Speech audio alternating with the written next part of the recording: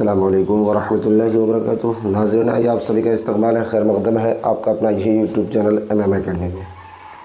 آج اردو قواعد سے مصدر کا بیان کو لے کر میں آپ کے پاس حاضر ہوا ہوں۔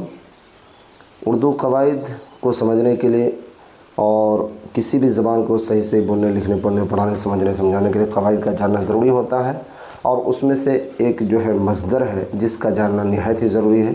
تو آئیے ہم لوگ شروع کریں۔ شروع کرنے سے پہلے میں آپ سے درخواست کرتا ہوں کہ اگر آپ ابھی بھی میرے یوٹیوب چینل کو سبسکرائب نہیں کیے ہیں تو پلیز ایک بار سبسکرائب ضرور کر لیجئے۔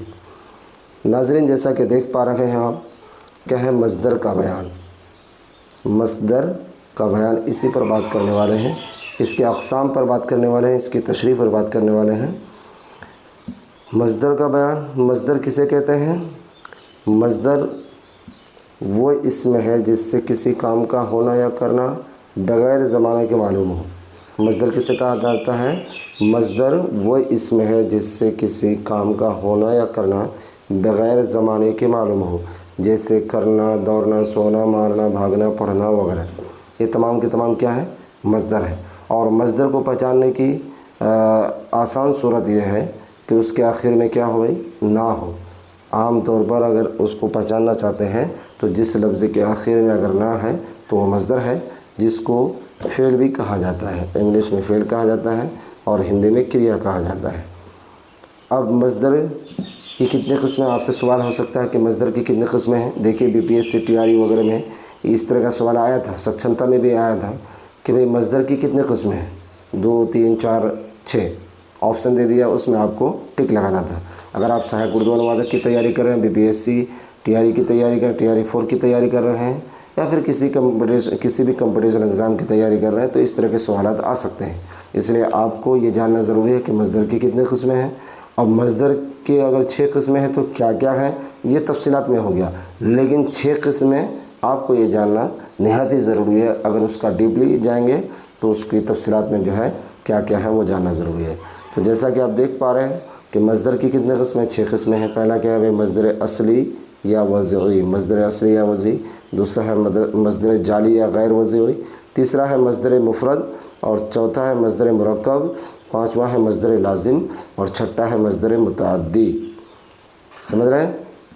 پہلا مصدر اصلی یا وضعی، دوسرا مصدر جعلی یا غیر وضعی، تیسرا ہے مصدر مفرد، چوتھا ہے مصدر مرکب، پانچواں مصدر لازم، اور چھٹا مصدر متعدی۔ اب سب کی تفصیلات کو جانیں۔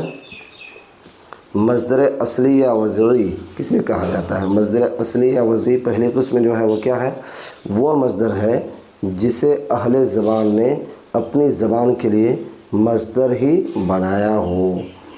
وہ مصدر ہے جسے اہل زبان نے اپنی زبان کے لیے مصدر ہی بنایا ہو، جیسے آنا، کھانا، پینا، دوڑنا، پڑھنا، لکھنا، بھاگنا، سونا، جاگنا۔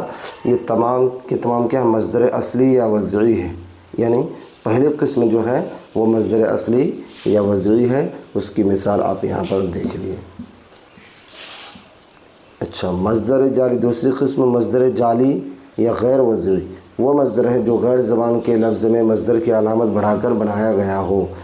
غیر زبان کے لفظ میں دیکھیے، مصدر کو پہچاننے کا جو ہے آسان طریقہ بتایا گیا کہ جس کے آخر میں نہ ہو، لیکن کچھ ایسے الفاظ ہیں جو غیر زبان کے لفظ میں مصدر کی علامت بڑھا کر بنایا گیا ہو، جیسے قبول، اس کے آخر میں نہ بڑھا کر کیا بنایا؟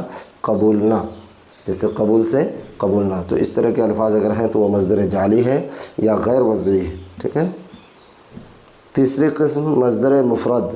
کیا ہے مصدر مفرد؟ وہ مصدر جو ایک ہی لفظ پر مشتمل ہو، کیا ہو؟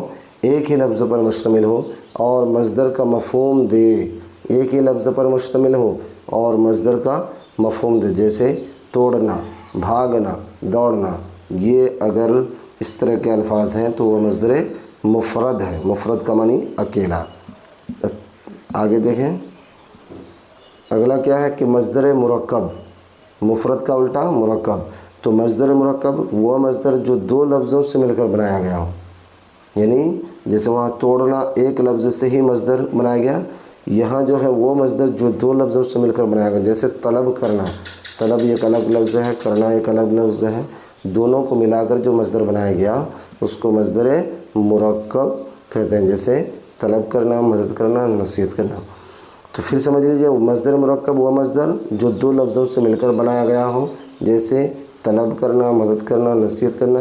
یہ مرکب مطلب یہ مفرد ہے، یہ لفظ مفرد ہے، یعنی طلب مفرد، کرنا مفرد، دونوں کو ملا کر مرکب بنایا گیا، ٹھیک ہے، مفرد اور مفرد کو ملا کر مرکب لفظ بنایا گیا۔ اب اگلا کیا ہے؟ مصدر لازم۔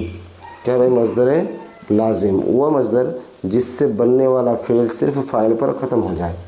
مصدر لازم وہ مصدر جس سے بننے والا فعل صرف فاعل پر ختم ہو جائے، جیسے رونا، یہ تو فعل ہے لیکن رونا کس پر؟ فاعل پر جا کے بات پوری ہو، جیسے احمد رو رہا ہے، جملہ بنائے احمد رو رہا ہے، رو رہا ہے۔ تب اس میں احمد کیا ہے؟ فاعل ہے، رونا فعل ہے، احمد رو رہا ہے، فعل اور فاعل مل کر جملہ پورا ہو رہا ہے، ٹھیک ہے۔ اگر فعل اور فاعل مل کر اگر جملہ پورا ہو جاتا ہے تو اس طرح کے مصدر کو مصدر لازم کہا جائے گا۔ لیکن پھر اسی کا اگر مصدر متعدی ہے تو پھر متعدی کے لیے کیا کیا ضروری ہے؟ دیکھیے، مصدر متعدی وہ مصدر جس کے لیے فاعل کے علاوہ مفعول کی بھی ضرورت ہوتی ہے، یعنی جیسے مارنا، مارنا فعل تو ہے، مصدر تو ہے، پر یہ ہے کہ اس کے لیے اس فعل کے لیے فاعل اور مفعول دونوں کا ہونا، جیسے مارنا، احمد نے مارا، احمد مارا، اب کس کو مارا یہ پتہ نہیں چل رہا ہے، احمد نے مارا، احمد نے مارا۔ اگر اس میں آپ کو کہا جائے کہ بھئی فعل کون ہے؟ فعل تو مارا ہے، احمد کون ہے؟ فاعل ہے، تو فعل فاعل سے جملہ پورا نہیں ہو رہا ہے، اس کے لیے یہ ضروری ہے کہ مفعول کا آنا، یعنی مفعول کسے کہتے ہیں؟ جس پر کام جا کے واقع ہو، فعل کام ہے، فاعل کام کرنے والا، اور کام جس پر جا کے گرے واقع ہو وہ کیا ہے؟ مفعول ہے۔ احمد نے مارا، کس کو مارا؟ احمد نے زید کو مارا، احمد نے زید کو مارا۔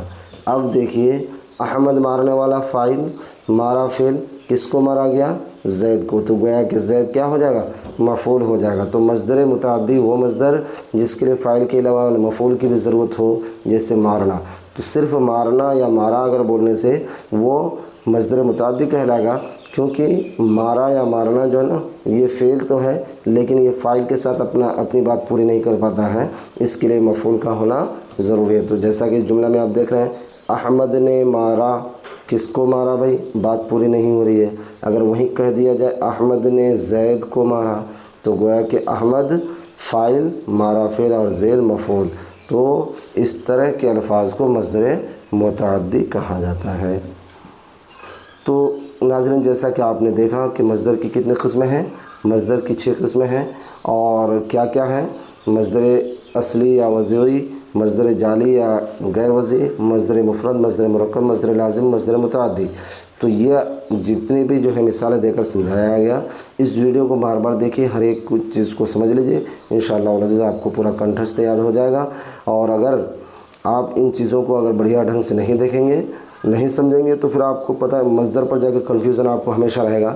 مصدر کا تو صرف پہچان پائیں گے کہ بھاگنا، جس کے آخر میں نہ ہے وہ مصدر تو ہے، لیکن وہ کون سا مصدر ہے؟ مصدر مرکب ہے، مفرد ہے، مصدر لازم ہے، متعدی ہے، اصلی ہے یا غیر اصلی ہے، ان تمام چیزوں کو دیکھنے سمجھنے کے لیے آپ کو بار بار دیکھنا پڑے گا، سمجھنا پڑے گا، یاد کرنا پڑے گا۔